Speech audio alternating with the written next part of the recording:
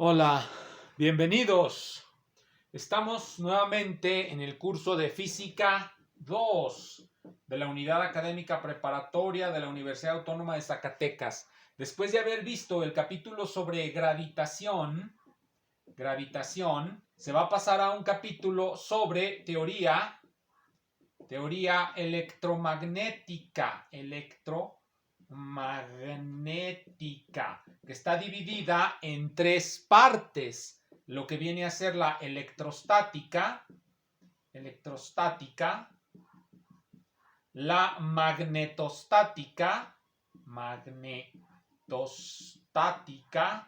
y finalmente lo que viene a ser el campo electromagnético. Se van a ver estos diferentes temas por separado. Por una parte lo que es la electrostática, por otra la magnetostática y por otra el campo electromagnético. ¿Cuál es la razón de fondo para separar lo que es una sola materia en dos y por qué en general viene después de la gravitación? En general, la gravitación y teoría electromagnética se pueden juntar con ayuda del concepto de campo a un nivel muy general. Hay un campo gravitatorio y hay un campo electromagnético, pero hay por supuesto diferencias cualitativas, cuantitativas y empíricas muy importantes entre la gravitación y la teoría electromagnética. Ahora bien, desde el punto de vista histórico, también debido a la capacidad del campo electromagnético, a su fuerza inherente, a que es mucho más fuerte que el campo gravitatorio y que permite dividirlo en electrostática, magnetostática y campo electromagnético. La gravitación es simplemente gravostática, no hay el otro campo, el campo aledaño al campo gravitatorio, cogravitatorio en la terminología de Jeffimenko, generalmente no se estudia, no sé por qué, si ya se supone, ya se sabe que existe, el efecto de Lenz-Stirring lo demuestra. Claro, solamente se da en masas muy grandes y por lo tanto no es susceptible de ser probado en un laboratorio. Los efectos de un campo cogravitatorio, reitero que es la terminología de Jeffimenko para el compañero del campo gravitatorio, el análogo del campo magnético. Bueno, la teoría electromagnética se va a dividir en electrostática, magnetostática y campo electromagnético. Estas dos se remiten a los campos cuando están en reposo, cuando no varían con el tiempo, y los fenómenos que a ellos les son concomitantes. ¿Cuáles son los campos de fenómenos? El campo de fenómenos de la electrostática. Y por ahí vamos a comenzar. ¿Cuál es el campo de fenómenos de la electrostática? Aquí voy a ponerle el título: electrostática. Electrostática. ¿Cuál es el campo de sus fenómenos? ¿Cuál es el campo? Aquí estoy utilizando la palabra campo en otro sentido que la de allá. El campo de fenómenos. De fenómenos de la electrostática. Electrostática. ¿Cuál es el campo de sus fenómenos? Aquí, ¿qué voy a querer decir con campo? Con campo voy a querer decir una superficie imaginaria en nuestro pensamiento en la que vamos a colocar todos los fenómenos que tengan que ver con la electricidad. A eso le vamos a llamar un campo de fenómenos o campo fenoménico, un conjunto, el conjunto de los objetos. Aquí le voy a poner conjunto de experiencias con el campo electrostático. Lo voy a poner como abreviatura campo electrostático. Estas van a ser experiencias con el campo electrostático. Las podemos asimilar, todas las experiencias que ocurren con el campo electrostático, a un solo concepto que vamos a denominar electrización. Todas las experiencias en el campo fenoménico de la electrostática tienen que ver con el problema básico de la electrización. ¿Qué es la electrización? Es el cambio en el estado de un cuerpo que lo lleva a una situación en la que manifiesta ciertas características. Aquí le vamos a poner: es el cambio en el estado físico de un cuerpo que lo lleva a manifestar ciertos fenómenos. ¿Cuáles son esos fenómenos? A esos fenómenos van a estar referidos a la electrización. ¿Qué quiere decir entonces que un cuerpo se electrice? No electrificación. La electrificación es hacer tendidos de cables en una casa o en una ciudad. Esto es electrización, que es cambiar el estado físico de un cuerpo que lo lleva a manifestar ciertos fenómenos. ¿Qué fenómenos son esos y de qué modo se manifiestan? Si nosotros leemos los tratados clásicos de electricidad, vamos a encontrar tres procesos básicos de electrización. Electrización por frotamiento. Se frotan los cuerpos, se frotan los cuerpos y van a electrizarse. Electrización por inducción. Un cuerpo ya electrizado puede electrizar a otro a distancia. Es decir, no necesita tocarlo para electrizarlo. Son por frotamiento, por inducción y finalmente por conducción. Es decir, tenemos dos cuerpos, tenemos un cuerpo electrizado, le colocamos un cierto conductor, un alambre, por ejemplo, se lo pegamos a otro y ese otro cuerpo va a quedar también electrizado. Por inducción es que tenemos dos cuerpos separados en el espacio, así los vamos a poner. Aquí tenemos un cuerpo electrizado, acá tenemos otro cuerpo. Este va a electrizar, como quien dice, a este a distancia. En este caso están pegados por un alambre, de esa manera. Por frotamiento es que chocan y se mueven uno con respecto al otro. Esos son los diferentes métodos que se conocen para que se manifiesten los fenómenos electrostáticos: frotamiento, inducción y conducción. ¿Qué es lo que se debe de hacer para que por frotamiento se note esta fenomenología? ¿Con cualquier material ocurre o solamente con ciertos materiales ocurre? Vamos a escribir todo esto. Estas son preguntas interesantes. No es cierto que todos los cuerpos cuando se frotan producen electrización. Aquí lo voy a colocar. No es cierto que todos los cuerpos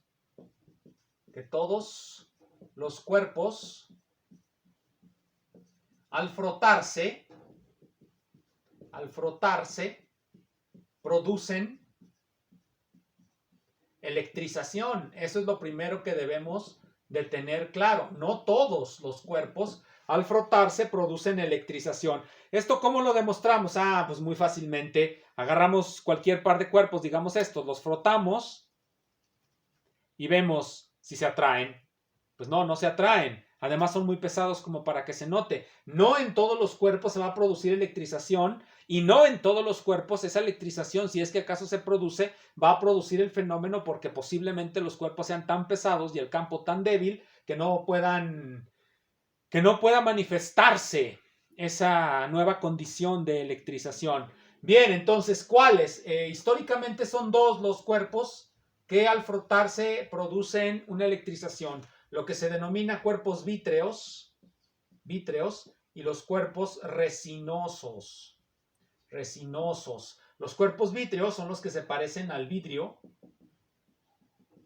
y los cuerpos resinosos pues son los que se parecen, digámoslo así, al hule o resina. La resina era un extracto vegetal, un extracto de los vegetales. Pero bueno, aquí lo vamos a manifestar con el hule. Entonces, ¿qué va a pasar con el frotamiento? ¿Cómo se hace el frotamiento? Se toman dos globos, por ejemplo, se agarra vidrio y se frota con seda.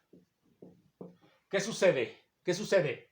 Bueno, si se frotan dos vidrios con seda, dos vidrios se frotan con seda, lo que va a ocurrir es que esos dos vidrios se van a repeler. Aquí lo voy a poner: repulsión entre dos vidrios frotados con seda. Eso es lo que va a ocurrir. Ahora bien, si se frota la resina, se atrae con el vidrio.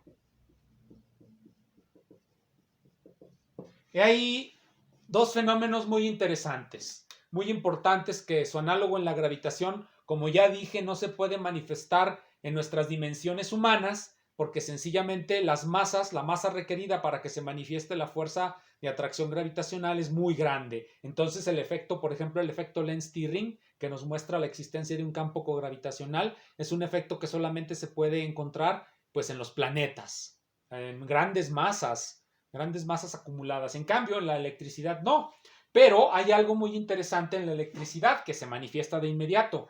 Si frotamos un cierto material vítreo, lo estamos cambiando de estado, vamos a denominar ese cambio de estado carga, lo estamos cargando, aunque estas palabras ya llevan en sí una teoría, así es que bueno, voy a tratar de evitarlas. Se frotan y cambia su estado o su condición, de modo tal que se repelen dos vidrios frotados con seda. Sin embargo, si se frota la resina con la misma seda, va a resultar que se atraen. Se atrae la resina con el vidrio. Y si se frota otra resina, va a resultar que también se repele con la otra resina. ¿Qué es la conclusión que debe de surgir de aquí? ¿Cuál es la conclusión que debe de surgir de aquí? ¿Cómo explicamos esos dos fenómenos tan sencillos? ¿Cómo se pueden explicar esos dos fenómenos? ¿Cómo se explica esto? ¿Cómo se explica lo anterior? ¿Cómo se explica?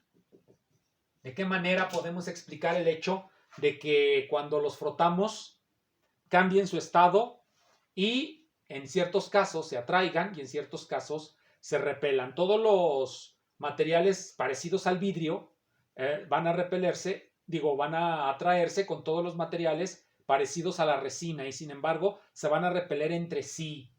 ¿Cómo se explica eso? ¿Cuál es la teoría con la cual vamos a lograr explicar eso que vemos? Bien, esto es la carga por frotación. ¿Cómo se demuestra la carga por inducción? ¿Cómo se demuestra la carga por inducción? Yo creo que es muy sencillo ver cómo o en qué consiste frotar. Simplemente con materiales adecuados, simplemente se frotan y se produce explícitamente el fenómeno. Y eso lo ven con los globos. Agarran un globo, lo frotan con el cabello y notan que se adhiere a la pared. Quiere decir que estamos entre un globo que sería el resinoso y la pared sería vítrea. Bien, parecida al vidrio y parecidos a la resina. Bien, ahora, inducción. Inducción. ¿Qué quiere decir inducción? Un cuerpo ya electrizado, se junta sin tocarse con otro. ¿Qué pasa? Se observa electrización. Un cuerpo que inicialmente no parecía estar electrizado se junta. Aquí está, digamos, un cuerpo vítreo, ya está cargado, digamos, ya está electrizado. Este no está electrizado, se junta, pero no se pega, se mantiene una distancia. Entonces, la sola presencia de este cuerpo induce en este una electrización. Eso es lo que se llama carga por inducción. ¿Cómo se puede ver esto? También se puede ver en los globos. Si ustedes cargan un globo, lo cargan y lo acercan a otro globo, se aseguran de frotarlo un buen rato en su cabello, lo acercan al otro globo y de repente el otro globo también va a manifestar esas propiedades. Esto también ocurre con los imanes. Los imanes también hay imantación por inducción. Tienen un imán, lo pegan cerca de otro, lo juntan con otro pedazo de hierro y el hierro va a empezar a manifestar propiedades magnéticas. Esa es la inducción. La electrización y la magnetización pasan igual. ¿Cómo se explica también esto? Y finalmente, conducción. Un cuerpo electrizado se conecta a uno no electrizado por un cable. Electrizado por un cable. Por un cable. ¿Qué va a pasar? Bueno, el cuerpo que es vítreo, acá tenemos otro, lo conectamos aquí con un cable. Está conectado, este es un cable. Y van a pasar dos cosas. Nada o se electriza. Cuando ocurre electrización, decimos que el cable es un conductor, porque conduce lo que sea que el otro material tenga, empieza a ser conducido a través del cable y llega hasta acá. Y, pues digámoslo, cambia el estado de este. Conduce. También hay materiales que no son conductores. Se pueden pegar a través de un cable que sea, digamos, de, no sé, de hule o de madera. Se conectan y no se observa electrización. Quiere decir que hay materiales aislantes y hay materiales conductores. Bueno, esa es más o menos la fenomenología, la más simple de las fenomenologías de estos asuntos. Ahora, la pregunta es, nuevamente la reitero, todo esto se puede hacer fácilmente en su casa o simplemente pensemos en la más sencilla de todas, que es por frotamiento. La pregunta sigue, ¿por qué ocurre la electrización? ¿Por qué ocurre? ¿Por qué ocurre la electrización? ¿Cómo se explica la electrización? Podemos ver todos esos fenómenos, podemos ver qué pasan y sin embargo no sabemos por qué pasan. Necesitamos ir de lo conocido. ¿Qué es lo conocido? Pues el campo de fenómenos. Campo de fenómenos. O sea, todas nuestras experiencias son lo conocido, lo podemos ver, lo podemos hacer. Son el resultado de nuestra manipulación de los objetos. Vamos de lo conocido hacia lo desconocido. Es decir, vamos a asentar una teoría. Una teoría. Y obviamente, una vez que tengamos esa teoría, la teoría debe de regresarnos hacia lo conocido. Y hacia más, debe de ampliar el campo de los fenómenos porque queremos que la teoría tenga capacidad predictiva. Una teoría que nada más explique lo ya visto es una teoría un tanto manca, es una teoría coja, es una teoría ciega, o más bien tuerta. ¿Por qué? Porque le falta lo fundamental, que es ampliar el campo de los fenómenos. Una vez que tenemos lo conocido, vamos hacia lo desconocido, especulamos con una teoría y esa teoría nos debe de regresar nuevamente al campo de lo conocido, pero ampliado. Por lo tanto, aquí voy a hacer más que un círculo así como el que se ve allí. Tenemos el campo de lo conocido, aquí lo conocido, la teoría, y vamos a llegar al campo de lo conocido más las predicciones de la teoría. Conocido, teoría, conocido más predicciones de la teoría. Si no hay predicciones, pues la teoría sencillamente pues es como tantas y tantas cosas que se nos ofrecen y que pues no significan gran cosa para nosotros, ya que no nos permiten ampliar nuestro campo de fenómenos, nuestro campo de experiencias. Bien, ¿cómo o por qué ocurre la electrización? Hay dos especulaciones fundamentales en el siglo XIX alrededor de por qué ocurre lo anterior. La famosa teoría de los dos fluidos, que se achaca a un tal Sims creo, o Sim, y la teoría del dieléctrico, la teoría del dieléctrico de unos señores que se llamaban Faraday y Maxwell.